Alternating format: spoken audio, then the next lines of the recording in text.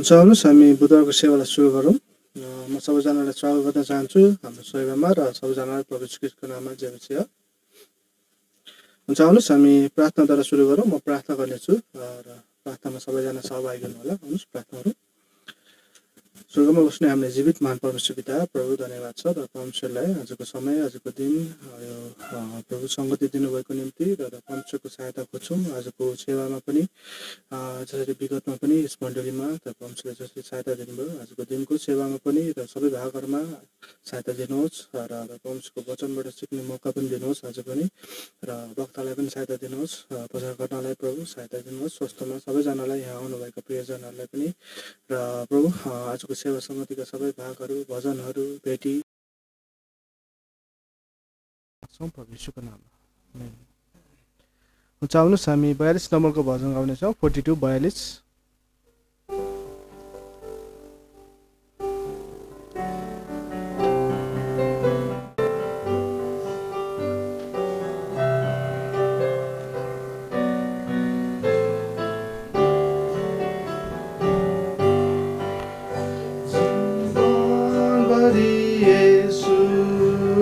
सेवा गर्ने नै छु, सदा मेरो साथ रहनुहोस् मालिक मित्र येशू।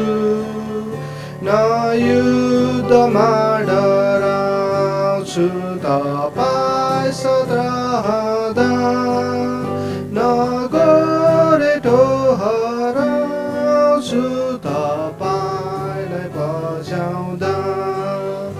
पापका घोर अभिलाषाको सामना गर्छु, संसारले मलाई घेर्दा प्रभु नजिक हुनु।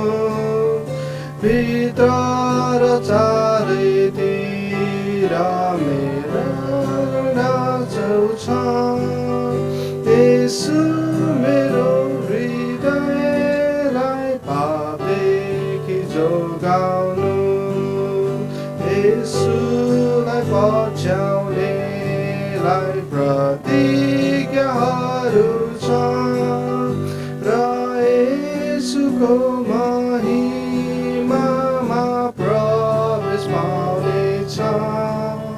येशूको सेवा गर्ने प्रतिज्ञा गर्दछु, पछ्याउने शक्ति दिनुहोस् मालिक मित्र येशू। हुन्छ हामी यसै गरी 445 नम्बरको भजन गाउनेछौँ। अर्को 445 445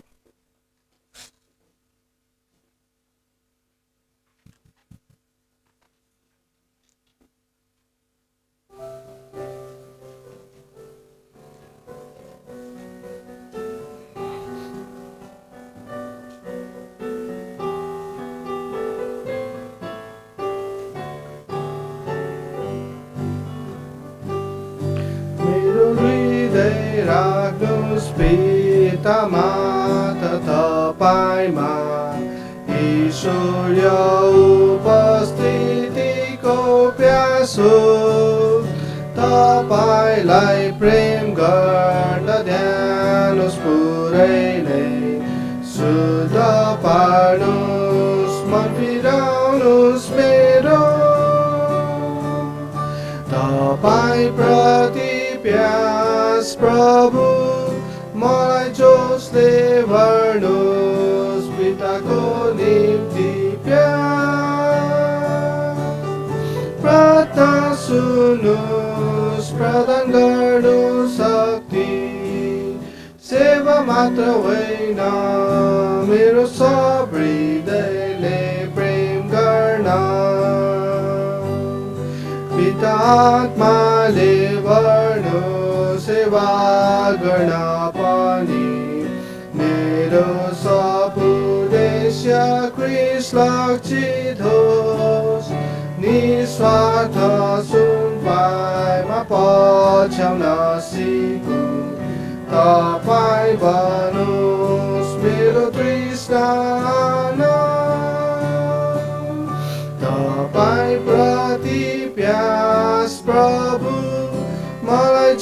जसले भर्नुहोस् पिताको निम्ति प्यार प्रार्थना सुन्नुहोस् प्रदान गर्नु शक्ति सेवा मात्र होइन मेरो सब हृदयले प्रेम गर्न हुन्छ। हामी यसपछि अब बाइबल शिक्षामा जानेछौँ र हामीलाई सिकाउनको निम्ति पास्टर विजय हुनुहुन्छ। म यो समय छोड्छु।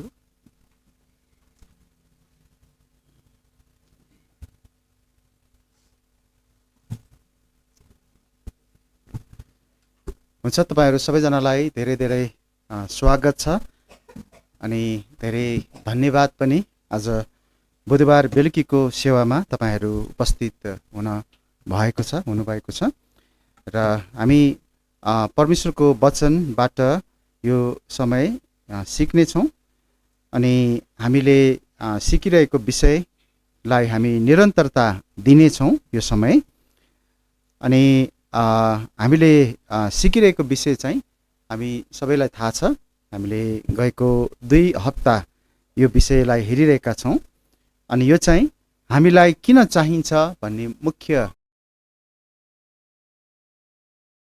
अनि हामीले चाहिँ योभन्दा अगाडि हामीलाई किन चाहिन्छ भन्ने प्रश्नमा चाहिँ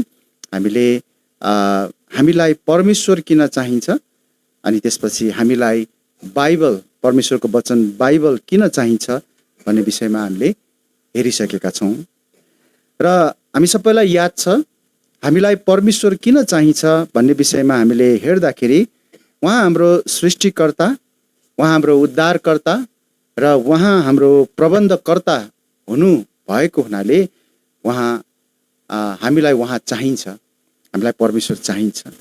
अनि यसै गरी बाइबलको विषयमा हेर्दाखेरि बाइबल चाहिँ मुक्तिको लागि मार्गदर्शक हो र बाइबल चाहिँ ठुलो सान्त्वनाको स्रोत पनि हो। त्यही भएको हुनाले हामीलाई बाइबल पनि चाहिन्छ भन्ने विषयमा पनि हामीले हेऱ्यौँ। भनेको कुरा याद छ कि यो मात्रै कुरा होइन, यो मात्रै कारणहरूले हामीलाई परमेश्वर अनि परमेश्वरको वचन बाइबल चाहिएको होइन, त्यहाँ अरू धेरै कारणहरू पनि छन्। तर हाम्रो यो अध्ययनमा चाहिँ हामीले केही अलिकति फरक तरिकाले हामीलाई किन चाहिन्छ भन्ने कुराहरू हामीले हेरिरहेका हौँ वास्तवमा है। अनि आज चाहिँ हामीलाई येशू ख्रीष्ट किन चाहिन्छ भन्ने विषयमा हेर्न जाँदैछौँ। हामीलाई येशू ख्रीष्ट किन चाहिन्छ अनि आज हामी मुख्य 2वटा कुरालाई हेर्नेछौँ, 2वटा बुँदालाई हामी हेर्नेछौँ र यदि तपाईँहरूले हाम्रो यस मण्डलीको विश्वासको वक्तव्यलाई यदि पढ्नु भएको छ, हेर्नु भएको छ भने त्यहाँ पनि तपाईँले हामीलाई येशू ख्रीष्ट किन चाहिन्छ अथवा येशू ख्रीष्ट परमेश्वरका पुत्रमा हामी किन विश्वास राख्दछौँ भन्ने कुरा हामी त्यहाँ पढ्न पाउँछौँ। तर आज हामी विश्वासको वक्तव्यबाट होइन, तर हामी अरू यहाँनिर केही बुँदाहरूद्वारा र परमेश्वरको वचनमा नै रहेर फेरि होइन हामी येशू ख्रीष्ट किन चाहिन्छ भन्ने विषयमा हेर्न सुरु गर्नेछौँ। आउनुहोस् हामी प्रार्थना गरौँ अनि त्यसपछि हामी अगाडि बढ्नेछौँ। म प्रार्थना गर्नेछु। पिता, धन्यवाद छ यो समयको निम्ति अनि तपाईँ परमेश्वरले हामीलाई आफ्नो वचन दिनुभएको छ र तपाईँको वचनमा हामी धेरै कुराहरू सिक्न पाउँछौँ। हाम्रो जीवनभरि नै हामीले सिक्न सक्ने र सिक्नुपर्ने धेरै कुराहरू छन् अनि हामीले स्वीकार गर्नुपर्ने कुराहरू पनि धेरै छन्। हामीले हाम्रो जीवनको निम्ति चाहिने कुराहरू तपाईँ प्रभुले जो आफ्नो वचनमा दिनुभएको छ हामी त्यो पनि हामी प्रशस्त गरी पाउँछौँ, हामीलाई चाहिन्छ। अनि यी समयमा चाहिँ, यी दिनहरूमा चाहिँ हामीलाई किन चाहिन्छ भन्ने विषयमा रहेर, प्रश्नमा रहेर हामीले तपाईँ परमेश्वर किन चाहिन्छ, तपाईँको वचन बाइबल किन चाहिन्छ भन्ने कुरालाई हामीले हेरेका थियौँ। आज हामी फेरि अर्को विषय तपाईँ प्रभु येशू ख्रीष्ट हामीलाई किन चाहिन्छ भन्ने विषयमा हामी हेर्दैछौँ। हामीलाई साँच्चै नै तपाईँ चाहिन्छ अनि हामीलाई तपाईँ किन चाहिन्छ भन्ने कारणहरूलाई आज हामी तपाईँको वचनबाट सिक्दैछौँ हामी सबैलाई यस वचनद्वारा अझ उत्साहित तुल्याउनुहोस्, अझ तपाईँको नजिक आउन सहायता दिनुहोस्, अझै हाम्रो विश्वासमा हामी बलियो हुन सकौँ। अनि त्यति मात्र होइन, तपाईँ येशू ख्रीष्ट हामीलाई साँच्चै नै चाहिन्छ। तपाईँलाई विश्वास नगरिकन, तपाईँलाई हामीले नखोजिकन हाम्रो जीवन चाहिँ पुरै अन्धकारमा हुन्छ। अनि यो कुरा पनि हामी आज जान्न चाहन्छौँ। हामी तपाईँको वचनबाट सिक्नेछौँ। तपाईँ प्रभु येशूको बारेमा हामीलाई अगाडि बढ्न सहायता दिनुहोस्। आशिष माग्छौँ प्रभु येशूको नाउँमा, आमेन। हामीलाई येशू ख्रीष्ट किन चाहिन्छ? सबैभन्दा पहिला हामी उहाँ हाम्रो मध्यस्थकर्ता हुनुभएको हुनाले येशू ख्रीष्ट अर्थात् उहाँ येशू ख्रीष्ट चाहिँ हामीलाई चाहिन्छ भन्ने कुरा चाहिँ हामी आज पहिलो कुरा हेर्न जाँदैछौँ। उहाँ हाम्रो मध्यस्थकर्ता हुनुहुन्छ। अब उहाँ हाम्रो मध्यस्थकर्ता हुनु भएर उहाँले के गर्नुभयो त? के कस्ता कुराहरू गर्नुभयो त? सबभन्दा पहिला यदि हामी हेर्छौँ भने परमेश्वरको वचनले भन्दछ उहाँले हामीलाई परमेश्वरसित मिलाप गराउनु भएको छ। उहाँले हामीलाई परमेश्वरसित मिलाप गराउनु भएको छ र उहाँले हामीलाई परमेश्वरसित मिलाप गराउने क्रममा उहाँले एउटा मध्यस्थकर्ताको भूमिका उहाँले निर्वाह गर्नुभएको छ। उहाँले परमेश्वर र हामी मानिसको बिचमा एकमात्र मध्यस्थकर्ताको भूमिका उहाँले निर्वाह गर्नुभएको छ। परमेश्वरको वचनमा हामी एकचोटि जाउँ र हेरौँ। हामी पहिलो तिमोथीको पुस्तक 2 अध्यायको 5 पदलाई हामी हेर्नेछौँ। पहिलो तिमोथीको पुस्तक 2 अध्यायको 5 पद हामी त्यहाँ हेर्नेछौँ। यहाँ यस्तो लेखिएको छ, किनभने परमेश्वर एकैजना हुनुहुन्छ अनि परमेश्वर र मानिसको बिचमा एकैजना मध्यस्थ हुनुहुन्छ, अर्थात् ख्रीष्ट येशू ती मानिस। यस पदले हामीलाई एकदमै स्पष्टसँग यो कुरालाई बताएको छ, यो कुरालाई यहाँ उल्लेख गरेको छ कि त्यहाँ परमेश्वर र मानिसहरूको बिचमा त्यहाँ मध्यस्थताको कार्य भएको छ र सो मध्यस्थताको कार्य चाहिँ केवल एकजनाले मात्रै गर्नुभएको छ अथवा गर्न सक्नुहुन्छ, अरू कसैले सक्दैन वास्तवमा भन्ने हो भने। र त्यो मध्यस्थकर्ता, उहाँ मध्यस्थकर्ता चाहिँ येशू ख्रीष्ट हुनुहुन्छ भनेर यहाँ भनिएको छ।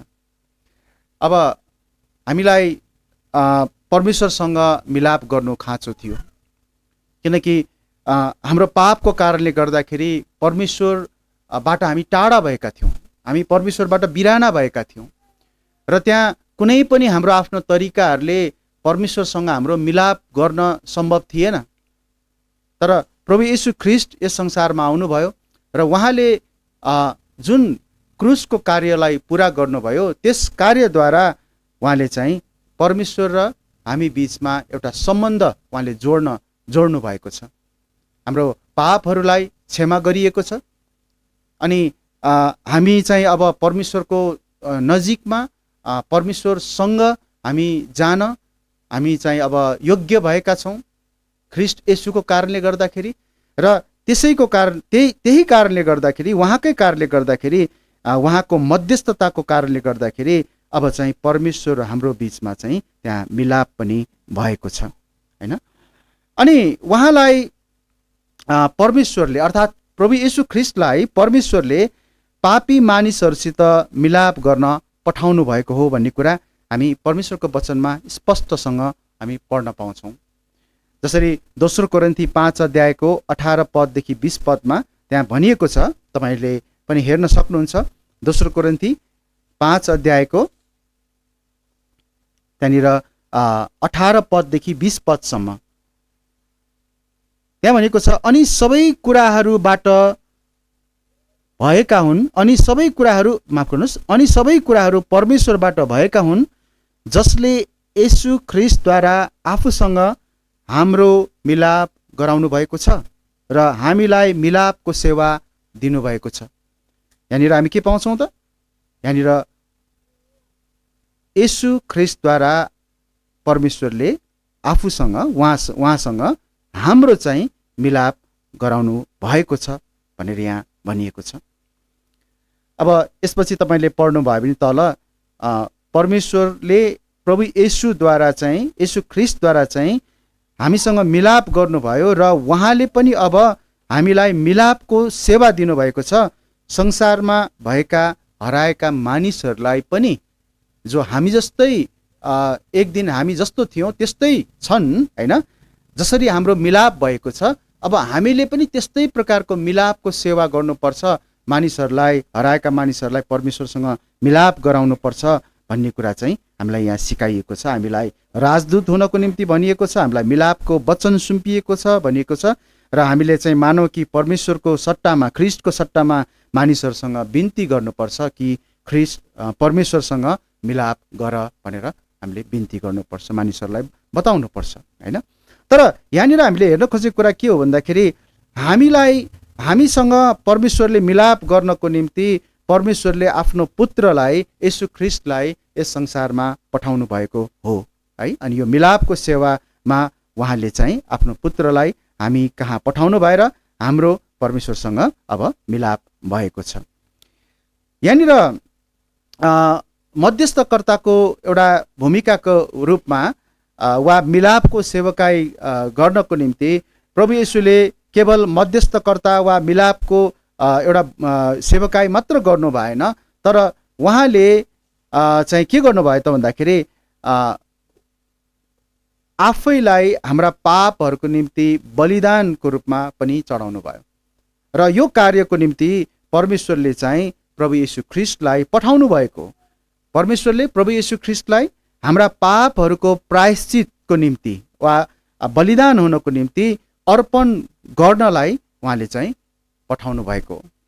हामी पहिलो यूहन्ना 4 अध्यायको 9 पददेखि 10 पदसम्म हामी हेर्छौँ भने हामी त्यहाँनिर यो कुरालाई उल्लेख गरिएको हामी पाउन सक्छौँ। हामी एकचोटि हेर्न सक्छौँ पहिलो यूहन्ना 4 अध्यायको 9 पददेखि 10 पदसम्म यस्तो लेखेको छ, हामी उहाँद्वारा जिउन सकौँ भन्ने हेतुले परमेश्वरले आफ्ना एकमात्र जन्माइएको पुत्रलाई संसारमा पठाउनु भयो हो। परमेश्वरले के गर्नुभयो? आफ्नो एकमात्र जन्माएको पुत्रलाई संसारमा पठाउनु भयो। किन त? किन भन्दाखेरि हामी उहाँद्वारा अर्थात् प्रभु येशू ख्रिस्टद्वारा जिउन सकौँ भनेर। अझ हामी हेर्छौँ भने त्यहाँ भनेको छ हामी प्रति परमेश्वरको प्रेम यसैबाट प्रकट भयो, प्रेम यसैमा छ हामीले परमेश्वरलाई प्रेम गरेका होइनौँ तर उहाँले हामीलाई प्रेम गर्नुभयो। र अब हेर्नुहोस् त यहाँ के भनेको छ, र आफ्ना पुत्रलाई हाम्रा पापहरूका निम्ति प्रायश्चित हुनलाई पठाउनु भयो। परमेश्वरले आफ्नो पुत्रलाई एकमात्र जन्माएको पुत्रलाई हाम्रा पापहरूको निम्ति प्रायश्चित हुनलाई पठाउनु भयो। यो प्रायश्चित हुने कार्य जुन प्रभु येशूले गर्नुभयो यो पनि मध्यस्थकर्ताको भूमिकाभित्र रहने एउटा कार्य हो हैन। जसरी हामीले मध्यस्थकर्ताको कार्यमा त्यहाँनिर हामीले चाहिँ एउटा मध्यस्थकर्ताको भूमिकामा मिलापको कुरा हेऱ्यौँ, मध्यस्थकर्ताको भूमिका हेऱ्यौँ हैन, त्यसभित्र पनि हामी यहाँ प्रायश्चितको कुरा हामी देखिरहेका छौँ। अब परमेश्वर र हामी बिचको जुन एउटा बिग्रिएको सम्बन्ध थियो हाम्रो पापको कारणले गर्दाखेरि, अनि हाम्रो पापको कारणले गर्दाखेरि परमेश्वरसँगको हाम्रो मिलाप हुन सक्ने थिएन। अनि त्यसको निम्ति एउटा सिद्ध बलिदानको आवश्यकता थियो, जुन सिद्ध बलिदान हामीले दिन सक्दैनथ्यौँ, हामी त्यसको योग्यका हामी छैनौँ। यसैले त्यहाँनिर त्यो मध्यस्थकर्ताको त्यो मिलापको सेवकाईमा प्रभु येशूले आफैलाई बिचमा ल्याउनु भयो र त्यो योग्य र सिद्ध बलिदान, त्यो योग्य र सिद्ध चाहिँ मिलापको कार्य गर्नको निम्ति चाहिने बलिदानको काम चाहिँ त्यहाँ प्रभु येशूले गर्नुभयो, जसलाई चाहिँ यहाँ बाइबलमा हामीले पहिलो यूहन्ना 4 अध्यायको 10 पदमा अन्तिममा हेर्छौँ भने त्यहाँ प्रायश्चित हुनलाई भनेर भनिएको छ हैन। हाम्रो निम्ति उहाँ प्रायश्चित हुनको निम्ति परमेश्वरले उहाँलाई नै अर्थात् येशू ख्रिस्टलाई नै पठाउनु भयो। त्यति मात्र होइन, त्यहाँनिर मध्यस्थकर्ताको सेवामा वा मध्यस्थकर्ताको भूमिकामा प्रभु येशूले आफ्नो रगतद्वारा छुटकाराको काम गर्नुभएको छ वा पापहरूको क्षमाको कार्य गर्नुभएको छ भनेर पनि हामी बाइबलमा भनिएको पाउँछौँ। प्रभु येशू ख्रिस्टले मध्यस्थकर्ताको भूमिकामा छुटकाराको काम पनि गर्नुभयो। जसरी एफिसी 1 अध्यायको 7 पद तपाईँले हेर्न सक्नुहुन्छ। त्यहाँ भनिएको छ, उहाँमा हामीले उहाँको अनुग्रहको धन अनुसार उहाँको रगतद्वारा छुटकारा अर्थात् पापहरूको क्षमा पाएका छौँ। हामीले पापहरूको क्षमा कसरी पायौँ? यो पदले एकदमै स्पष्टसँग भन्दछ। हामीले हाम्रो पापहरूको क्षमा चाहिँ हाम्रा प्रभु येशू ख्रिस्टको रगतद्वारा हामीले पाएका हौँ, होइन? र त्यो चाहिँ उहाँको अनुग्रह हो। र यो छुटकाराको सेवकाई गर्दा उहाँले चाहिँ त्यो मध्यस्थकर्ताको भूमिकाभित्र रहेर गर्नुभएको एउटा सेवा थियो। मध्यस्थकर्ता भएर उहाँले हामीलाई छुटाउनु भयो, हामीलाई किन्नु भयो, होइन? हामीलाई चाहिँ उहाँले चाहिँ छुटकारा दिनुभयो, हामी त्यसरी भन्न सक्छौँ। अनि त्यति मात्र होइन, एउटा मध्यस्थकर्ताको भूमिका निर्वाह गर्दाखेरि उहाँ बाहेक अरू कोही पनि मध्यस्थ छैन। र भन्नुपर्दाखेरि परमेश्वर कहाँ पुग्ने बाटो चाहिँ केवल एकजना मात्रै हुनुहुन्छ, येशू ख्रिस्ट। उहाँ बाहेक अरू कुनै बाटो छैन, अरू कुनै मार्ग त्यहाँ छैन।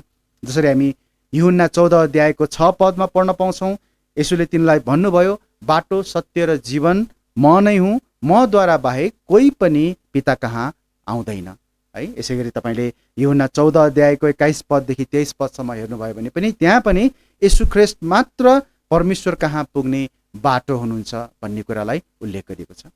यसैले हामीले पहिलो कुरा त यहाँ के हेऱ्यौँ भन्दाखेरि, पहिलो बुँदाको पहिलो कुरा कि मध्यस्थकर्ताको भूमिकामा उहाँले मिलापको सेवकाई गर्नुभयो, होइन? उहाँले चाहिँ प्रायश्चित गर्नुभयो, प्रायश्चितको बलिदान उहाँले दिनुभयो, उहाँले छुटकाराको कार्य गर्नुभयो जुन पापहरूको क्षमाको निम्ति थियो।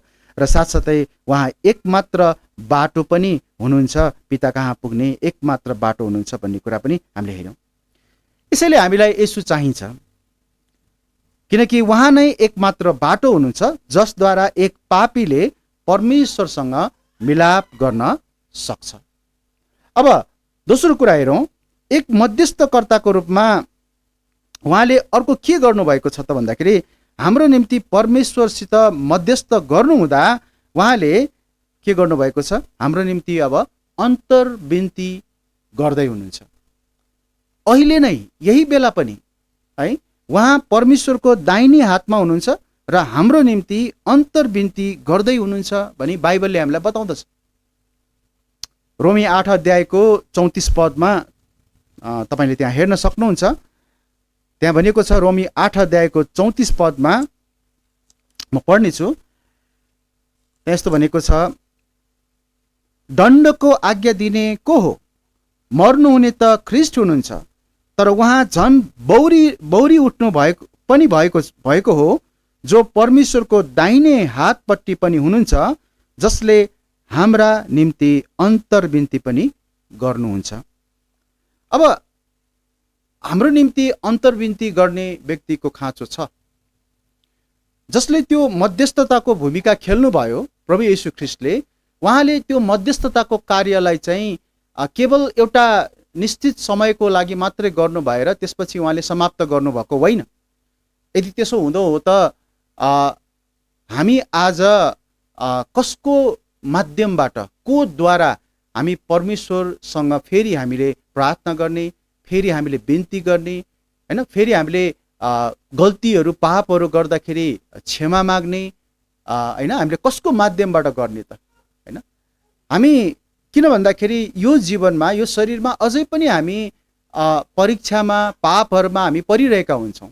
र यस्तो अवस्थामा हामीलाई सहायताको मात्रै खाँचो होइन, तर हाम्रो पाप र हाम्रो अधर्मलाई चाहिँ त्यहाँनिर परमेश्वरमा फेरि क्षमा दिलाउनको निम्ति, फेरि मध्यस्थ, फेरि मिलाप गराउनको निम्ति त्यहाँ फेरि मध्यस्थताको त्यहाँनिर निरन्तर खाँचो रहन्छ।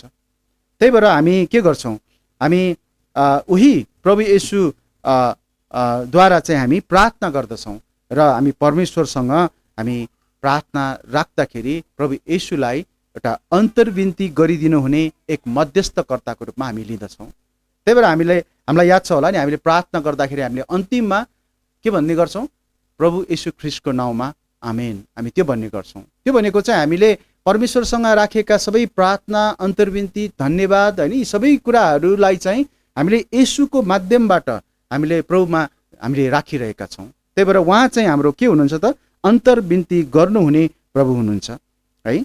यसै गरी उहाँ हाम्रो वकिल पनि हुनुहुन्छ। बाइबलले हामीलाई भन्दछ एउटा मध्यस्थकर्ताको रूपमा उहाँले पितासित हाम्रो मध्यस्थकर्ताको रूपमा वकिलको भूमिका पनि उहाँले निर्वाह गरिरहनु भएको छ।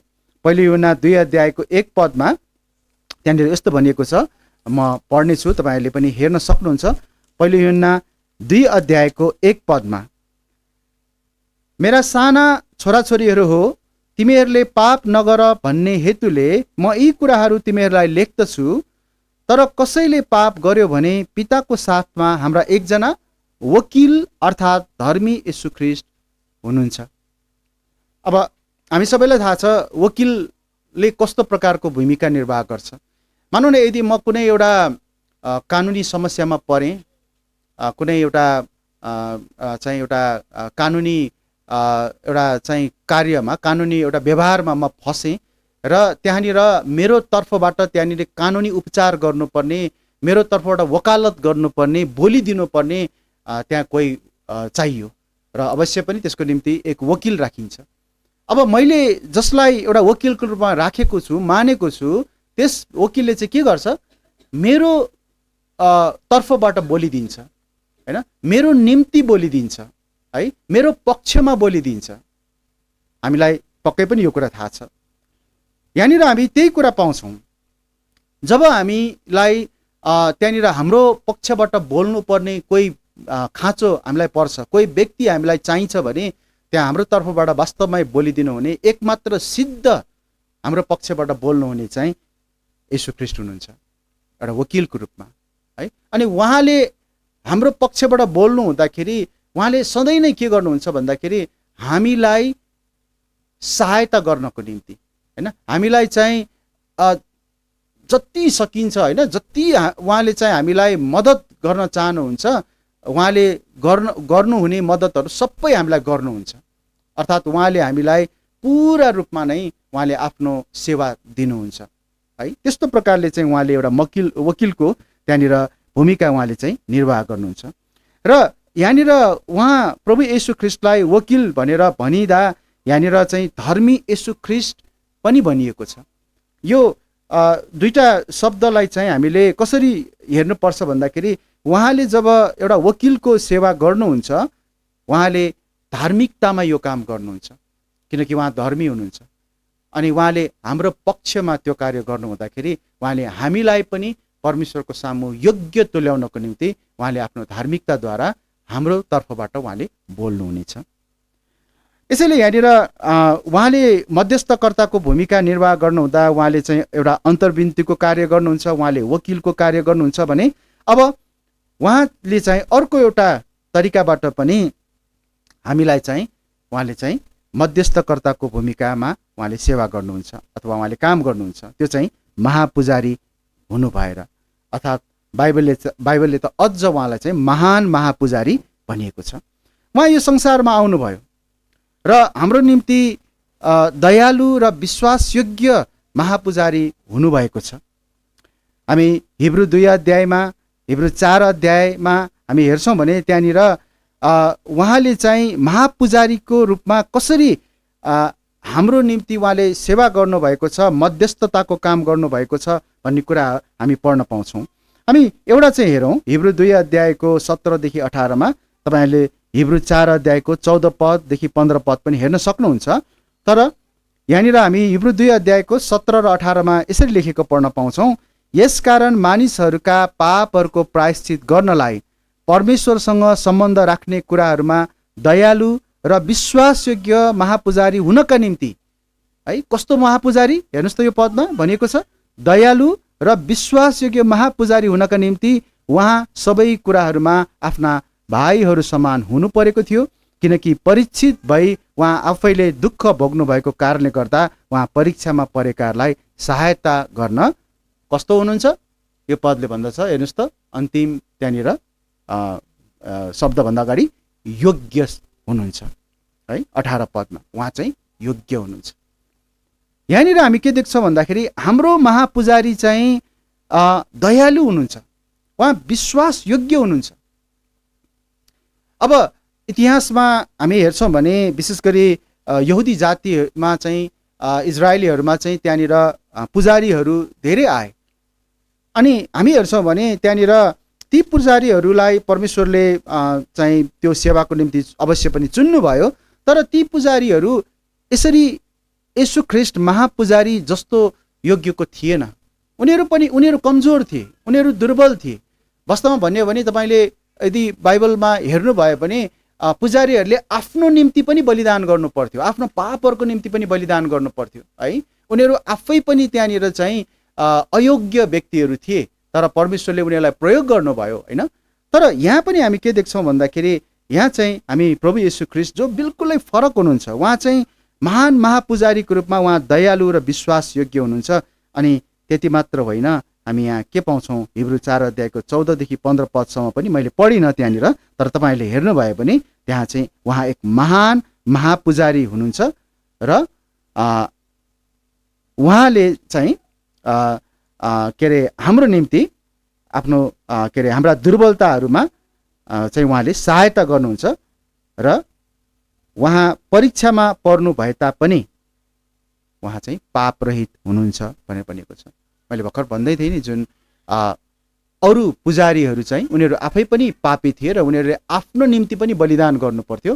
तर यहाँ महान महापुजारी जो येशू ख्रीष्ट हुनुहुन्छ, जो दयालु र विश्वासयोग्य हुनुहुन्छ, उहाँ चाहिँ पापरहित हुनुहुन्छ। उहाँ त्यस्तो प्रकारको उहाँ चाहिँ हाम्रो महापुजारी, महान महापुजारी हुनुहुन्छ। त्यति मात्र होइन, उहाँले हाम्रो निम्ति मध्यस्थकर्ताको भूमिका निर्वाह गर्नुहुँदा उहाँले हामीलाई दया र मद्दत प्राप्त गर्न अनुग्रहको सिंहासनमा साहसपूर्वक आउन सक्षम पनि बनाउनु भएको छ है। जस्तो हामीले एउटा भजन गाउँछौँ नि, ख्रीष्टका जन साहससँग दया अनुग्रह पाउन अनुग्रहको सिंहासन अघि घरिघरि जाउँ। हुन त अलिकति त्यो भजन मैले बिहान पनि मैले अध्ययन गरिरहेको थिएँ, हेरिरहेको थिएँ। त्यो भजनमा अलिकति खास हुनुपर्ने चाहिँ यस्तो है मलाई लागेको चाहिँ, ख्रीष्टका जन साहससँग दया र मद्दत पाउन हो वास्तवमा चाहिँ है।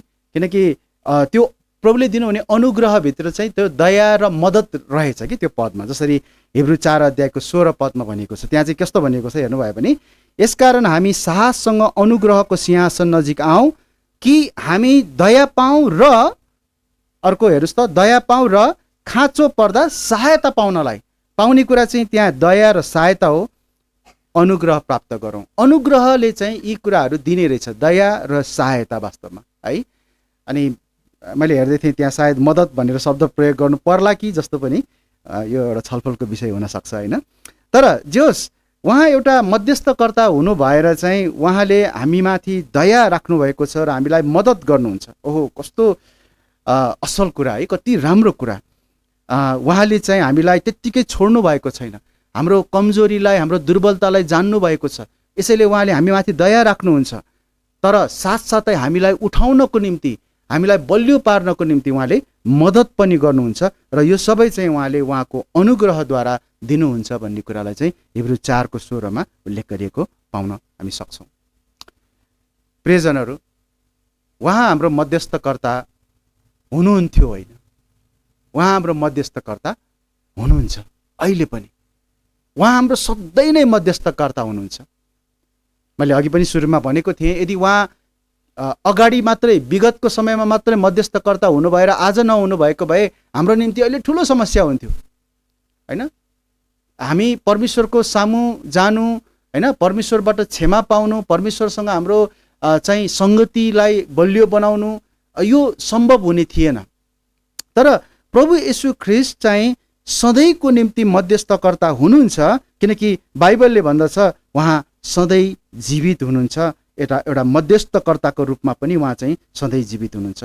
हिब्रू 7 अध्यायको 25 पद यदि तपाईँहरू हेर्न चाहनुहुन्छ भने आफ्नो बाइबलमा तपाईँहरूले हेर्न सक्नुहुन्छ, म पढिदिनेछु, तपाईँहरूले सुन्न पनि सक्नुहुन्छ।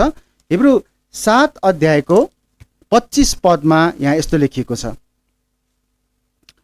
यसै कारण उहाँद्वारा जो परमेश्वर कहाँ आउँछन् उनीहरूलाई पूर्ण रूपले बचाउन। हेर्नुहोस् है, ती हरेक व्यक्तिहरू जो परमेश्वर कहाँ आउँछन्, जो आउन चाहन्छन्, जो आउँछन् होइन, उनीहरूलाई कसरी बचाउन, पूर्ण रूपले बचाउन उहाँ दुर्बल हुनुहुन्छ भनेको छ र छैन, सामर्थी हुनुहुन्छ भनिएको छ।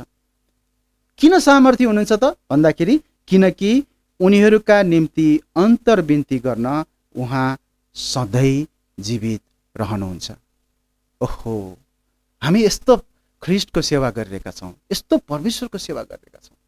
त्यही भएर त हामीलाई येशू ख्रीष्ट चाहिन्छ भनेर हामी भन्दैछौँ होइन, हामी सिक्दैछौँ यो बेलामा।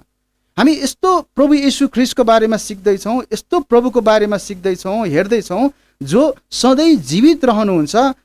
यसैले गर्दाखेरि उहाँले हाम्रो निम्ति गर्नुहुने त्यो मध्यस्थताको कार्य चाहिँ कहिले पनि समाप्त हुँदैन, कहिले पनि त्यहाँनिर ब्रेक लाग्दैन, त्यहाँ कहिले पनि विश्राम हुँदैन, कहिले पनि त्यहाँनिर हामी चाहिँ एकछिन पनि परमेश्वरसँगको हाम्रो सम्बन्धमा केही त्यहाँनिर टुट्ला कि, केही त्यहाँनिर चाहिँ बिचमा भाँजो आउला कि, छुट्टिएला कि भनेर हामीले कहिले पनि त्यो सुर्ता गर्नुपर्ने आवश्यकता छैन रहेछ।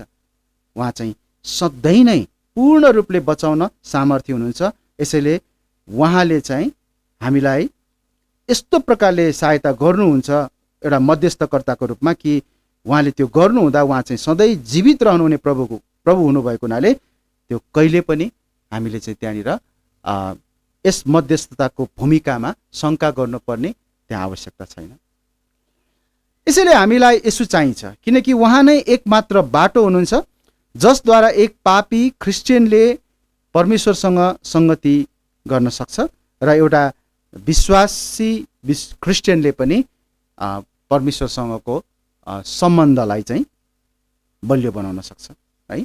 एक पापी क्रिस्चियनले सङ्गति परमेश्वरसँग र सम्बन्ध परमेश्वरसँग बलियो बनाउनको निम्ति त्यहाँ येशू ख्रीष्ट हामीलाई चाहिँदो रहेछ।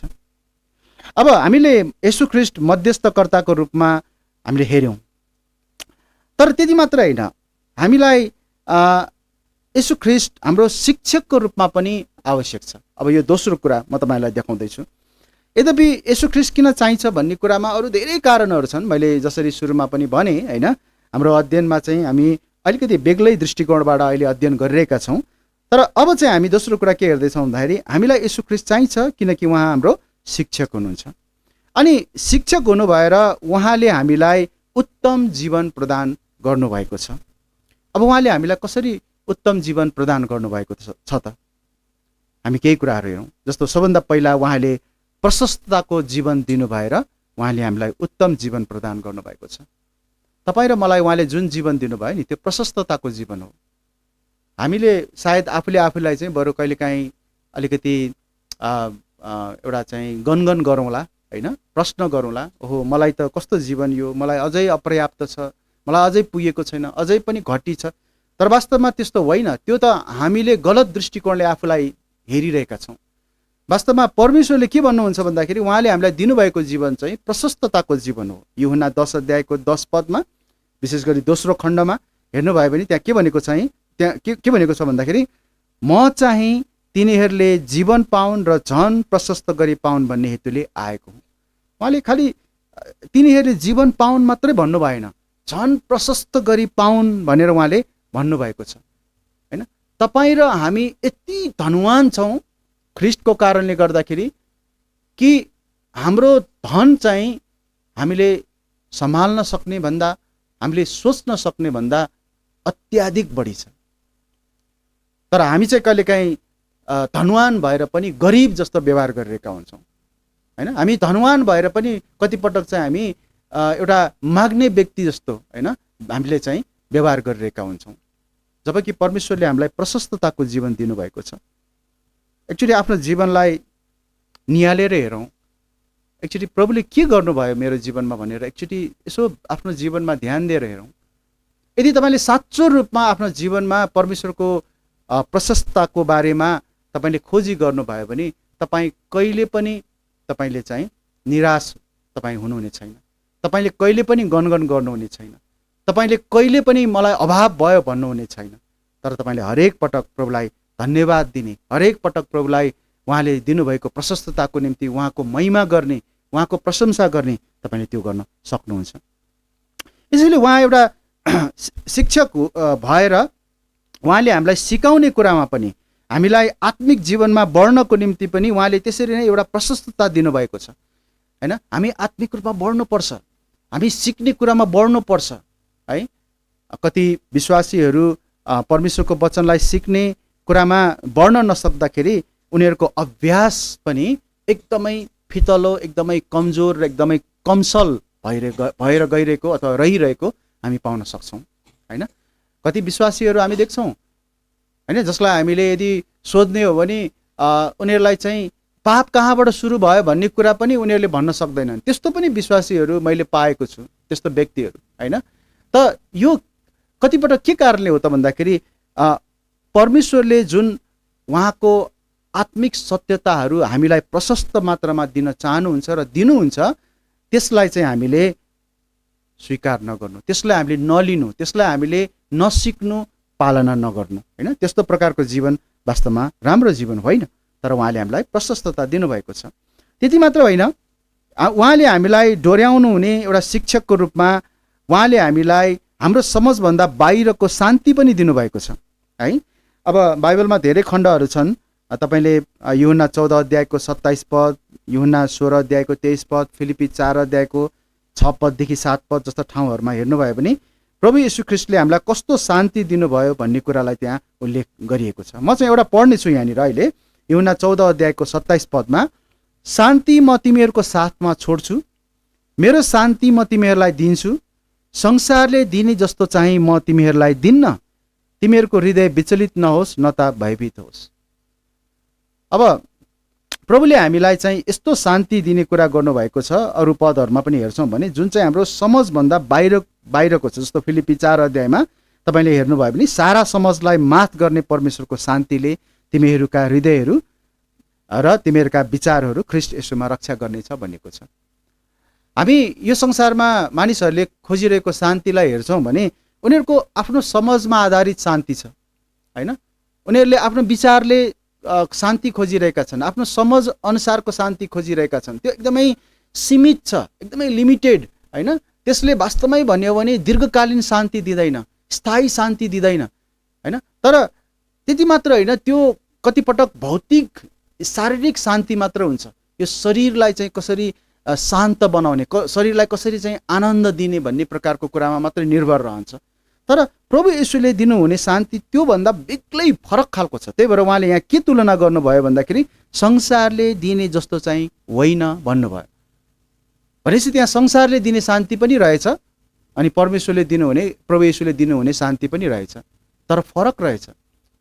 हामीलाई प्रभु येशूले जुन शान्ति दिनुहुन्छ नि, त्यो वास्तवमा हामीले हाम्रो समझभन्दा बाहिर कुरा हो। यसको अर्थ हामीले बुझ्दैन भन्न खोजेको होइन, तर हामीले एउटा मानवीय रूपमा सोचेको भन्दा, हामीले चाहिँ अनुमान गरेको भन्दा ज्यादा बढी हो। त्यो चाहिँ एकदमै ईश्वरीय हो, त्यो परमेश्वरबाटको हो। त्यस्तो खालको शान्ति उहाँले दिनुहुन्छ भनेर भनिएको छ।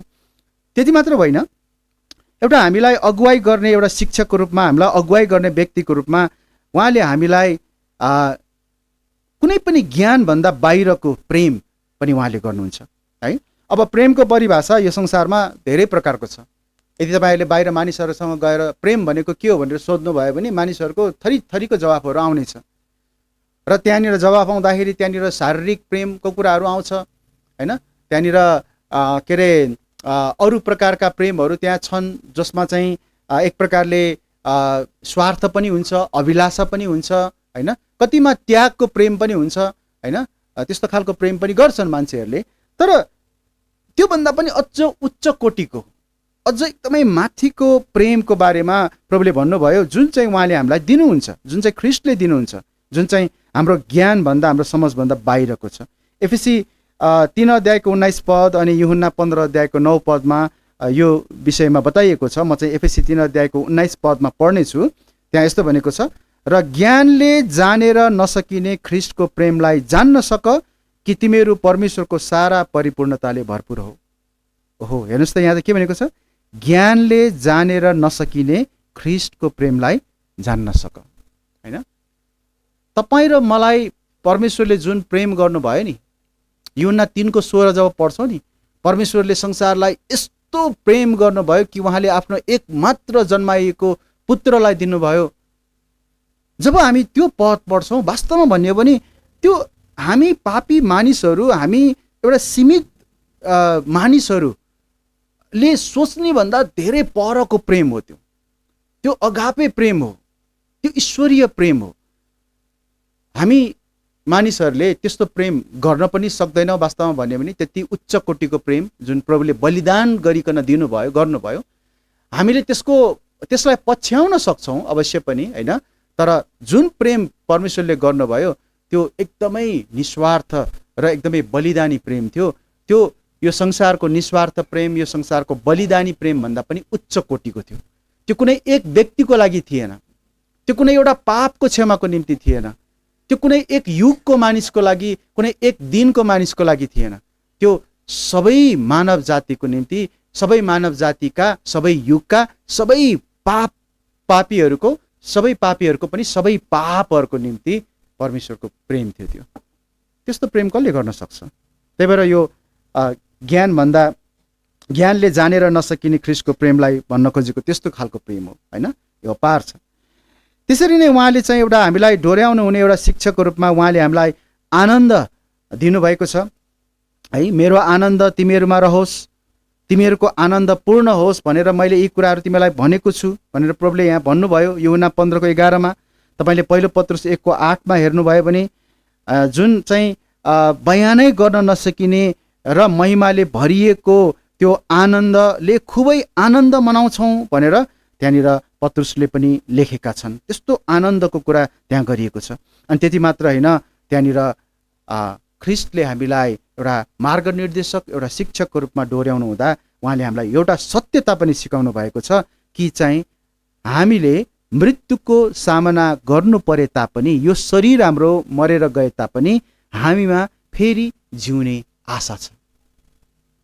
यो अचम्मको अर्को सत्यता जुन हाम्रो प्रभु येशू ख्रीष्टलाई हामीले विश्वास गरेर, उहाँलाई स्वीकार गरेर हामीले पाएका छौँ। बौरी उठाएर जीवन म नै हुँ, जसले म माथि विश्वास गर्छ ऊ, अब सुन्नुहोस् है के भनेको छ, यूहन्ना 11:25 पढ्दैछु, ऊ मरे तापनि जिउनेछ। कस्तो खालको यो वाक्यांश है, मरे तापनि जिउनेछ। अब हामी हराएका मानिसहरूलाई यो कुरा भन्न गयो भने हाँस्ने छन् उनीहरू, मरेर पनि कोही जिउँछ र, होइन। मरे तापनि जिउँछ र, मरेपछि त मरे नि। मानवीय विचारले त्यही भन्छ, होइन। तर परमेश्वरले चाहिँ के भन्दै हुनुहुन्छ भन्दाखेरि जसले येशू ख्रीष्टलाई विश्वास गर्छ, जसले येशू ख्रीष्टलाई आफ्नो प्रभु र मुक्तिदाता भनेर स्वीकार गर्दछ, त्यो व्यक्ति मरे तापनि जिउनेछ। यो प्रभुको वचन हो, उहाँ आफैले भन्नुभयो, ऊ मरे तापनि जिउनेछ। प्रकाश 14:13 हेर्नुभयो भने पनि तपाईँले त्यहाँ पाउनुहुनेछ, त्यहाँ मरेकाहरू धन्य हुन् भनिएको छ। र यो मरेकाहरू भनेको चाहिँ फेरि हराएकाहरूलाई भनिएको होइन, यो चाहिँ ख्रीष्टमा मरेकाहरूलाई भनिएको हो। धन्यका हुन् किन भन्दाखेरि पछि त्यहाँनिर तपाईँले त्यही पदमा हेर्नुभयो भने उनीहरूले आफ्ना परिश्रमहरूबाट विश्राम पाउन् अनि उनीहरूका कामहरू उनीहरूको पछि लाग्छन् भनेर त्यहाँ भनेको छ। अनि अर्को एउटा चाखलाग्दो कुरा के पनि भनेको छ कि ती मरेकाहरू धन्य हुन् जो अबदेखि उसो प्रभुमा मर्छन्। कसमा मर्छन्? प्रभुमा मर्छन्। किनकि यी व्यक्तिहरूमा आशा छ र हामीमा पनि त्यही आशा हो। हामी मरे तापनि फेरि जिउने आशा त्यहाँ प्रभुले दिनुभएको छ। यसैले हामीलाई येशू ख्रीष्ट चाहिन्छ, साँच्चै नै उहाँ हामीलाई चाहिन्छ। किनकि उहाँलाई हामीले स्वीकार गर्छौँ भने उहाँ एक असल शिक्षकको रूपमा हामीलाई उहाँले यी सत्यताहरू देखाउनुहुन्छ। त्यति मात्र होइन प्रियहरू, उहाँ हामीलाई एउटा असल शिक्षकको रूपमा हामीलाई चाहिन्छ। किन भन्दाखेरि उहाँले हामीलाई वचन र कामद्वारा डोर्याउनुहुन्छ। बाइबलले भन्दछ कि उहाँका वचनहरूले हाम्रो जीवन निर्माण गर्न बलियो जग प्रदान गर्दछ। हामीले यदि उहाँको उपदेशहरू, हामी वचनहरू पढ्छौँ भने, जस्तो मत्ती 7 अध्यायमा उहाँले भन्नुभएका वचनहरू कति महत्त्वपूर्ण छन् है। त्यस्ता वचनहरूले हामीलाई चाहिँ के गर्दछ? हामीलाई बलियो जग प्रदान गर्दछ। प्रेरितहरूलाई दिनुभएको वचनहरू हेर्नुहोस्, त्यो कति बलियो जग थियो। जस्तो कि तपाईँले यूहन्ना 16 12 र 13 हेर्नुभयो भने त्यहाँ भनेको छ, मसँग अझै तिमीहरूलाई भन्नुपर्ने धेरै कुराहरू छन्, तर तिमीहरू तिनलाई अहिले सहन सक्दैनौ। तापनि जब उहाँ अर्थात् सत्यको आत्मा आउनुहुन्छ तब उहाँले तिमीहरूलाई सबै सत्यताभित्र डोर्याउनुहुनेछ, किनभने उहाँले आफ्नै तर्फबाट बोल्नुहुने छैन, तर उहाँले जे सुन्नुहुनेछ उहाँ त्यही बोल्नुहुनेछ अनि उहाँले तिमीहरूलाई आउने कुराहरू बताउनुहुनेछ। यहाँनिर हामी प्रेरितहरूलाई प्रभुले बताउनु भएको सत्यता, पवित्र आत्माको कुरा होइन, अनि पवित्र आत्माले सत्यताभित्र डोर्याउनु हुने कुराहरू, यी यस्ता कुराहरू हामी हेर्छौँ भने प्रभु येशू ख्रीष्टले एक शिक्षकको रूपमा हामीलाई के दिनुभएको छ, के गर्नुभएको छ त भन्दाखेरि आफ्नो वचनद्वारा हामीलाई बलियो जग प्रदान गर्नुभएको छ। तपाईँले दोस्रो पत्रुस 1 अध्यायको 1 पददेखि 11 पदसम्म पढ्न सक्नुहुन्छ, जहाँ पत्रुसले चाहिँ त्यहाँनिर प्रभु येशू ख्रीष्टबाट उनले पाएको वचन, सत्यता र त्यो चाहिँ कति प्रभावकारी थियो र त्यो कस्तो एउटा बलियो जग थियो भन्ने कुरा तपाईँले त्यहाँ पनि पढ्न सक्नुहुन्छ। अनि त्यति मात्र होइन, प्रभु येशू ख्रीष्ट हाम्रो निम्ति एक उदाहरण हुनुहुन्छ, एक नमुना हुनुहुन्छ, जसले चाहिँ हामीलाई मार्गनिर्देशन गर्न र हामीलाई प्रेरणा दिन हामीलाई काम गर्दछ। जस्तो कि फिलिपी 2 अध्यायको 3 पददेखि 8 पदसम्म हामी हेर्छौँ भने उहाँ नम्रताको नमुना हुनुहुन्छ, उदाहरण हुनुहुन्छ है। त्यहाँ हामी एउटा पद पढ्न पाउँछौँ, हरेकले आफ्नै कुराहरू मात्र होइन तर हरेकले अरूका कुराहरू पनि ध्यान देओस्। अनि यो भन्दै गर्दाखेरि त्यहाँनिर प्रभु येशू ख्रीष्टको उदाहरण दिएको छ, ख्रीष्ट येशूमा जुन मन थियो त्यही मन तिमीहरूमा पनि होस् है। प्रभुलाई थाहा छ हाम्रो मन ठिक छैन, त्यही भएर प्रभुले पहिला के भन्नुभयो, आफ्नो कुरा मात्र होइन अरू कुरा पनि ध्यान देऊ, तिमीहरूको मन चाहिँ त्यस्तो छ। अनि उहाँले तिमीहरूको मन कस्तो हुनुपर्दछ भन्दाखेरि चाहिँ त्यसपछि उहाँले येशू ख्रीष्टको उदाहरण दिनुभयो, येशू ख्रीष्टको जुन मन थियो त्यही मन तिमीहरूमा पनि होस्। अनि उहाँ कति नम्र हुनुभयो, परमेश्वरकै बराबरी हुनु भएर पनि उहाँले चाहिँ त्यो त्यसको चाहिँ दुरुपयोग, त्यसको चाहिँ गलत उपयोग उहाँले गर्नु भएन। उहाँले बरु नम्रतालाई धारण गर्नुभयो, उहाँले दासको रूपमा आफूलाई रित्याउनु भयो, दास हुन दिनुभयो, नम्र तुल्याउनु भयो, मृत्युसम्म पनि, क्रुसको मृत्युसम्म पनि आज्ञाकारी हुनुभयो भनेर त्यहाँ भनिएको छ। हो, यस्तै प्रकारले हामीले चाहिँ येशू ख्रीष्टलाई एउटा उदाहरणको रूपमा नम्रता र सेवाको हामीले चाहिँ उदाहरण हामीले लिन सक्छौँ। उहाँ कस्तो सेवक हुनुहुन्थ्यो होइन, उहाँ हुनुहुन्छ, उहाँ कस्तो उहाँमा नम्रता छ, हामी त्यसको उदाहरण लिन सक्छौँ। रोमी 15 अध्यायको 1 पददेखि 3 पदसम्म पनि तपाईँले यस्तै कुराहरू पाउन सक्नुहुन्छ है। अर्को कुरा, उहाँको दृढताको उदाहरण पनि एकदमै हाम्रो लागि चाहिँ एउटा मार्गदर्शनको रूपमा छ। उहाँ कुनै पनि कुरामा एकदमै दृढ हुनुहुन्छ र हामीलाई पनि उहाँले त्यस्तै हुनको निम्ति उहाँले सिकाउनु भएको छ है। तपाईँले हिब्रू 12 अध्यायको 1 पददेखि 3 पदसम्म हेर्नुभयो भने त्यहाँनिर हामीलाई चाहिँ हाम्रो सामु राखिएको दौड दगुड्नको निम्ति त्यहाँ भनिएको छ र त्यो दौड दगुड्दाखेरि हाम्रो विश्वासको कर्ता र सिद्ध पार्नु हुने येशूलाई हेर्दै भनेर भनिएको छ। अनि किन हेर्दै भन्दाखेरि त्यहाँनिर तपाईँले पढ्नुभयो भने उहाँले के अरे क्रुसको शासना सहनुभयो र परमेश्वरको सिंहासनको दाहिने हातपट्टि बस्नुभयो भनेर भनिएको छ। यो चाहिँ उहाँले के गर्नुभयो त भन्दाखेरि उहाँले चाहिँ आफूले जुन कार्य सम्पन्न गर्छु भनेर उहाँले आउनुभएको थियो त्यो कार्यलाई चाहिँ उहाँले दृढतापूर्वक सम्पन्न गर्नुभयो। उहाँले त्यसमा कुनै विचलित नभइकन है, उहाँ त्यसमा विश्वासयोग्य भइकन उहाँले गर्नुभयो र हामीलाई पनि त्यस्तै प्रकारको दौड दगुड्नको निम्ति उहाँले यहाँ सिकाउनु भएको छ। त्यति मात्र होइन, उहाँको दुःखको उदाहरण पनि छ। म पढ्ने छैन समयको कारणले, तर पहिलो पत्रुस 2 अध्यायको 21 पददेखि 25 पद तपाईँहरूले यदि टिप्नुभयो भने तपाईँले पढ्नु होला। पछि उहाँको दुःखको बारेमा त्यहाँ उल्लेख गरिएको छ अनि हामीलाई उहाँले भोग्नुभएको दुःखबाट पनि हामी सिक्न सक्छौँ भन्ने कुरा बताइएको छ। यसरी हामीलाई येशू ख्रीष्ट चाहिन्छ। किन चाहिन्छ भन्दाखेरि उहाँले हामीलाई वचन र कामद्वारा अनन्त जीवनमा डोर्याउनुहुन्छ। यो जीवनमा र अनन्त जीवनमा उहाँले डोर्याउनुहुन्छ। म निष्कर्षमा आउँछु। हामी यस जीवनबाट भएर जाँदैछौँ, हामी अगाडि बढ्दैछौँ। हाम्रो जीवन, यो शरीरको जीवन यो पृथ्वीमा, यो संसारमा टुङ्गिए तापनि हाम्रो आत्मा चाहिँ अनन्ततामा प्रवेश गरिकन त्यो अनन्ततामा जान्छ। त्यही भएर हाम्रो जीवन अगाडि बढिरहेको छ, हामी अगाडि जाँदैछौँ र यस बिचमा हामी परमेश्वरसित सङ्गतिमा रहनु आवश्यक छ है। परमेश्वरसँगको हाम्रो सङ्गति सधैँ कायम रहिरहनु आवश्यक छ। अनि यस जीवनको अधिकतम सदुपयोग गर्न र आउने जीवनको लागि तयारी हुन हामीलाई मार्गदर्शन चाहिन्छ। सुन्नुहोस् है, यो जीवनको लागि है अधिकतम यो जीवनको सदुपयोग गर्न, परमेश्वरको महिमाको लागि है, उहाँसँगको सङ्गतिको लागि र आउने जीवनको लागि तयार पनि हुनको लागि हामीलाई बाटो देखाउने चाहिन्छ, मार्ग निर्देशन हामीलाई चाहिन्छ, मार्ग दर्शक चाहिन्छ। दोस्रो कुरा, त्यही कारणले गर्दाखेरि हामीलाई चाहिँ येशू ख्रीष्ट चाहिएको। आज हामीले दुईवटा कुरालाई जोड दिएर हेऱ्यौँ। हामीलाई येशू ख्रीष्ट किन चाहिन्छ भन्दाखेरि पहिलो कुरा मध्यस्थकर्ताको रूपमा उहाँले परमेश्वरसँगको हाम्रो सम्बन्ध कायम राख्नुहुनेछ, अनि दोस्रो कुरा शिक्षकको अथवा मार्ग निर्देशकको रूपमा उहाँले हामीलाई यस जीवनमा र अनन्त जीवनमा डोर्याउनुहुनेछ। हो, त्यही भएको हुनाले हामीलाई येशू ख्रीष्ट चाहिन्छ। हामीलाई येशू चाहिन्छ भन्नुमा अरू धेरै कारणहरू छन्, तर यी दुईवटा कारणहरूले हामीलाई सम्झना दिन्छ कि हामी येशू ख्रीष्ट बिना यस जीवन र अनन्तताको सामना गर्ने जोखिम लिन सक्दैनौँ। यसैले हामीले चाहिँ येशू ख्रीष्ट चाहिन्छ भनेर हामीले सधैँ नै त्यो कुरालाई चाहिँ बलियो गरिकन हामीबाट नहट्ने प्रकारले पक्रेर राख्नुपर्छ, ताकि हामी हाम्रो जीवनमा आउन सक्ने त्यस्ता जोखिमका कुराहरूबाट हामी जोगिन सकौँ। येशू ख्रीष्ट हामीलाई चाहिन्छ मध्यस्थकर्ताको रूपमा र साथै एक अगुवाको रूपमा वा शिक्षकको रूपमा हामीलाई चाहिन्छ। आउनुहोस् हामी प्रार्थना गरौँ यो भागको निम्ति, त्यसपछि हामी बाँकी भागमा अगाडि बढ्नेछौँ।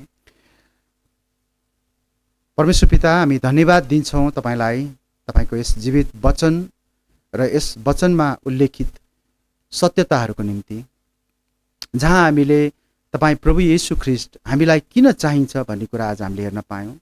हामीले दुईवटा बुदालाई मात्र हेऱ्यौँ, जहाँ तपाईँ प्रभु येशू मध्यस्थकर्ताको रूपमा र तपाईँ प्रभु येशू एक अगुवा, एक शिक्षकको रूपमा हामीलाई चाहिन्छ भन्ने कुरालाई हामीले हेऱ्यौँ। अनि तपाईँ बिना हाम्रो जीवन अधुरो मात्र होइन, अपुरो मात्र होइन, शून्यको छ, केही पनि छैन। अनि जब हामी तपाईँलाई मध्यस्थकर्ता र अगुवाको रूपमा हामी लिन्छौँ, स्वीकार गर्दछौँ, तब त्यसले चाहिँ हामीलाई तपाईँ परमेश्वरसँगको सङ्गति र सम्बन्धलाई बलियो बनाउन, स्थापित गर्न, अनि साथसाथै यस जीवन र अनन्तको जीवनको निम्ति हामीलाई मार्ग निर्देश गर्न, डोर्याउन तपाईँले धेरै सहायता दिनुहुन्छ। जसरी हामीले पढ्यौँ कि तपाईँ मध्यस्थकर्ताको रूपमा आज पनि तपाईँ जीवित हुनुहुन्छ, आज पनि तपाईँले त्यो सेवा गरिरहनु भएको छ। तपाईँ मरेको मरै हुनुभएको प्रभु होइन, तर तपाईँ सदा जीवित हुनुभएको प्रभु हुनुहुन्छ। अनि हामी तपाईँ जीवित परमेश्वरको मध्यस्थतामा जिइरहेका छौँ। हामी धन्यवाद दिन्छौँ प्रभु, तपाईँको अगुवाईमा जिइरहेका छौँ, धन्यवाद दिन्छौँ। अनि तपाईँ प्रभु हामीलाई चाहिन्छ, यो कुरालाई, यो सत्यतालाई हामी सधैँ हृदयमा राख्न सकौँ, प्रार्थना गर्दछौँ। धन्यवाद छ, आशिष माग्छौँ प्रभु येशूको नाउँमा, आमेन। हुन्छ, आउनुहोस् हामी केही प्रार्थनाका विषयहरू, केही धन्यवादका विषयहरू हामी सुन्नेछौँ अनि बाँकी भागमा अगाडि बढ्नेछौँ। केही प्रार्थनाका अनुरोधहरू छ बिरामीहरूको निम्ति। रुबेन भाइ, उहाँलाई ज्वरो र जिउ दुखाइ भइरहेको छ, प्रार्थनाको लागि अनुरोध गर्नुभएको छ। हुन त उहाँ आज आउनुभएको छ, तैपनि ज्वरो अनि जिउ दुखाइ भइरहेको छ। हामी उहाँको निम्ति प्रार्थना गरौँ। अनि साथै हामी अरू बिरामीहरूको निम्ति पनि प्रार्थना गरौँ। नर्मदा, उहाँको निम्ति हामी प्रार्थना गरौँ। अनि साथै मेरो आमाको निम्ति पनि प्रार्थना गरिदिनुहोस्, उहाँको स्वास्थ्यको लागि पनि। मेरो सासु आमा, उहाँको निम्ति, मेरो बुवाको निम्ति, उहाँहरूको स्वास्थ्यको निम्ति प्रार्थना निरन्तर गरिदिनु होला। अनि यसै गरी हामी अरू पनि बिरामीहरू जो शरीरमा अस्वस्थ कमजोर हुनुहुन्छ, हामी उहाँहरूलाई निरन्तर सम्झौँ। हामी प्रार्थना गरौँ। रेचल र एकछिन है त, उहाँको छोरी गिनी हो क्या अरे, होइन, उहाँहरूले मलाई प्रार्थना पठाउनु भएको थियो। उहाँहरूको निम्ति पनि प्रार्थना गर्नुहोला। हजुर, गिनी नै हो है, रेचल अनि गिनी, उहाँको निम्ति प्रार्थना गरिदिनु होला। यो खानेकुराहरू अलिकति गलत भनौँ न, नराम्रो खानेकुराहरू पर्दाखेरि त्यसले चाहिँ अलिकति समस्या भयो भनेर भन्नुभएको छ। हामी प्रार्थना हामी गरौँ। गिनी होइन, जिनी है, माफ गर्नु है, मैले यो पढ्दाखेरि जीबाट ग पढेछु है, जिनी हो, थाहा भएर पनि कहिलेकाहीँ झुकिन्छु है। अनि यसै गरी अरू पनि बिरामीहरू जो हुनुहुन्छ हामी उहाँहरूको निम्ति प्रार्थना गरौँ। हामी यात्रामा हुनेहरूको निम्ति प्रार्थना पनि गरौँ। उहाँ पासाङ भाइ उहाँ पनि यात्रामा हुनुहुन्छ हेटडाको, उहाँको निम्ति हामी प्रार्थना गरौँ। अनि साथै अरू पनि जो यात्राहरूमा हुनुहुन्छ हामी उहाँहरूको निम्ति प्रार्थना गरौँ। हामी राजु दाई उहाँ पनि भ्याली बाहिर जानुभएको छ, धेरै टाढा त होइन, अन्त पनि उहाँ आज आउनु सक्नु पनि भएको छैन, उहाँको निम्ति पनि प्रार्थना गरौँ। अनि साथै हामी अरू जो यात्राहरूमा हुनुहुन्छ उहाँहरूको निम्ति हामी प्रार्थना गरौँ। यसै गरी हामी परमेश्वरलाई धन्यवाद दिउँ। यो विगत 1 वर्ष त भएन, तर मलाई ठ्याक्कै मैले हेरेको त छैन, तर सायद 8-9 महिना जति भयो होला हामीले अनलाइन बाइबल अध्ययन गरिरहेका थियौँ। आधारभूत बाइबल अध्ययन त्यो चाहिँ हिजोबाट सकिएको छ। झन्डै त्यहाँनिर 8-9 वटा जति पाठहरू हामीले पुरा गर्न पाएका छौँ। परमेश्वरलाई धेरै धन्यवाद छ, एउटा राम्रोसँग सफलतापूर्वक सम्पन्न भएको छ र सिकेका कुराहरूद्वारा विश्वासी प्रियजनहरू, नानीहरूदेखि लिएर ठुलोहरू सबैले आफ्नो जीवनमा पालना गर्नलाई, लागू गर्नलाई सक्षम हुनुभएको होस्, त्यसतर्फ आफूलाई लगाउनु भएको होस्, हामी प्रार्थना गरौँ। अनि यसै गरी हामी आउने दिनहरूका विशेष सेवाहरूको निम्ति पनि प्रार्थना गरौँ। हामीले मिसन सभाको निम्ति अनि यसै गरी VBSको निम्ति हामीले निरन्तर हामी प्रार्थना गरौँ। अनि इस्टरको निम्ति पनि हामीले प्रार्थना गरौँ। अनि यसै गरी अरू जति पनि प्रार्थनाका अनुरोधहरू छन् हामी ती सबैको निम्ति पनि सम्झना गरौँ। हाम्रो प्रार्थनाको सूचीमा रहेका प्रार्थनाका विषयहरूलाई पनि हामी सम्झना गर्नेछौँ।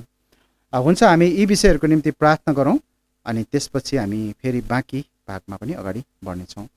हुन्छ, म आज यी विषयहरूको निम्ति प्रार्थना गर्नेछु। तपाईँहरू मसँगै प्रार्थनामा सहभागी हुनुहोला। हामी प्रार्थनामा अगाडि बढ्नेछौँ। आउनुहोस् म प्रार्थना गर्छु। हे हाम्रा स्वर्गमा बस्नुहुने पिता, हामी धन्यवाद दिन्छौँ।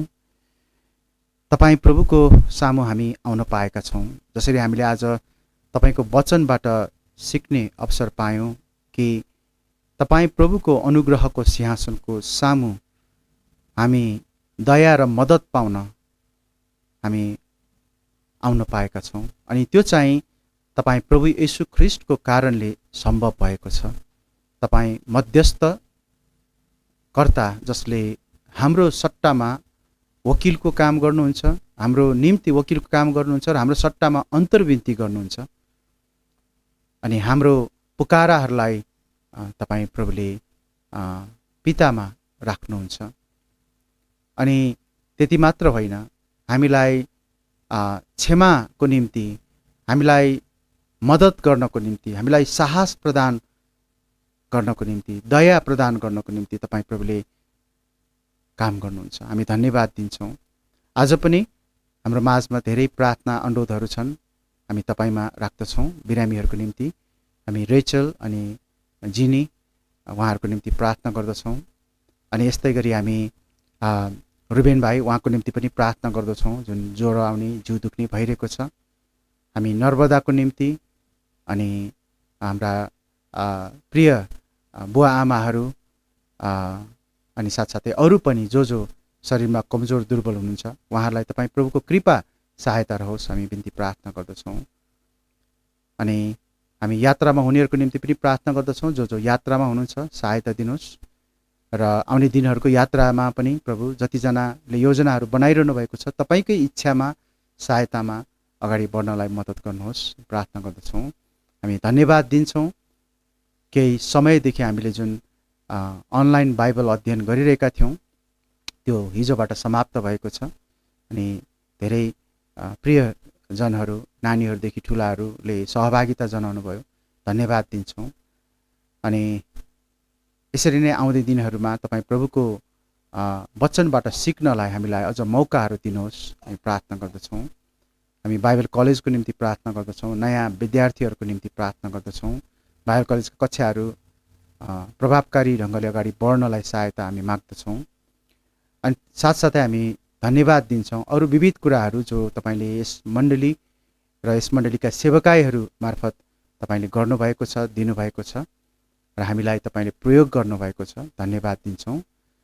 अनि हामी प्रार्थना गर्दछौँ आउने दिनहरूका विशेष योजनाहरू, विशेष गरी मण्डलीका विशेष सभाहरूको निम्ति, मिसन सभा अनि भ्याकेसन बाइबल स्कुल अनि इस्टरको विशेष सेवा लगायत हामी आउने दिनहरूमा आउने गरिने विशेष सेवाहरूमा पनि तपाईँ प्रभुकै अगुवाई खोज्दछौँ, तपाईँको सहायता खोज्दछौँ।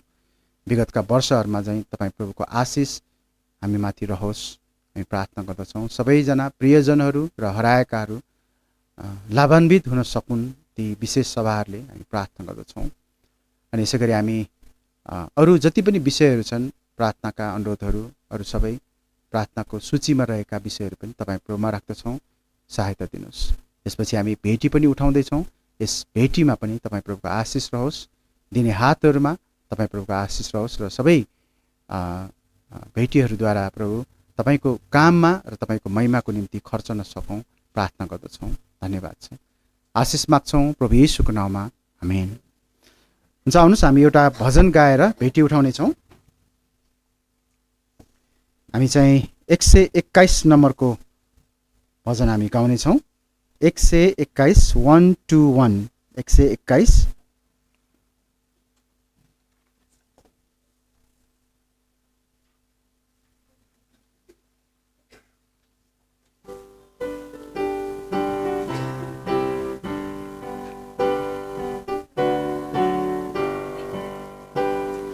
येशूलाई क्रुसमाथि सभेर हाम्रो दुःख उनैले बोकेर डाक्दैछन् सबलाई प्रेम गरेर। येशूलाई हेर, येशूलाई हेर, हेर तब जिउनेछौ। येशूलाई क्रुसमाथि सभेर, येशूलाई हेर, पापको बोझलाई उतार्ने छन्, अमर जीवन पाउने पार्ने छन्, मृत्यु नदीदेखि तार्ने छन्। येशूलाई हेर, येशूलाई हेर, हेर तब जिउनेछौ। येशूलाई क्रुसमाथि सभेर, येशूलाई हेर। हुन्छ, आउनुहोस् हामी अन्तिम प्रार्थना गरेर आजको सेवाबाट हामी छुट्नेछौँ। म प्रार्थना गर्नेछु। पिता, धन्यवाद छ आजको सम्पूर्ण सेवाको निम्ति। सुरुदेखि अन्तसम्म तपाईँ प्रभुको उपस्थिति, तपाईँको अगुवाई अनि तपाईँ प्रभुको सहायताको निम्ति धन्यवाद छ। र तपाईँ प्रभुको वचनबाट पनि हामीले सिक्न पायौँ। हामीलाई तपाईँ येशू ख्रीष्ट चाहिन्छ अवश्य पनि। तपाईँ बिना हाम्रो जीवन शून्य छ। यसैले प्रभु हामी धन्यवाद दिन्छौँ वचनबाट सिक्न पाएका कुराहरू र साथै तपाईँको महिमाको निम्ति गाएका भजनहरू अनि भेटीहरू लगायत सबै प्रार्थना अनुरोधहरू पनि तपाईँमा राख्न पायौँ। धन्यवाद छ प्रभु। हामीलाई जसरी सुरक्षित साथ आजको सेवामा उपस्थित हुनलाई आफ्नो घर ठाउँबाट ल्याउनु भयो, त्यसरी नै प्रभु अब फर्किँदाखेरि पनि आफ्नो ठाउँमा सुरक्षित साथ पुग्नलाई हामीलाई सहायता दिनुहोस्। हामी फेरि तपाईँको इच्छामा अब आउने शनिबारको सेवामा भेट्नेछौँ। हामी सबैलाई आशिष दिनुहोस्। आशिष माग्छौँ प्रभु येशूको नाउँमा, आमेन। हुन्छ, सबैलाई जय मसीह। हामी फेरि शनिबारको सेवामा भेट्नेछौँ।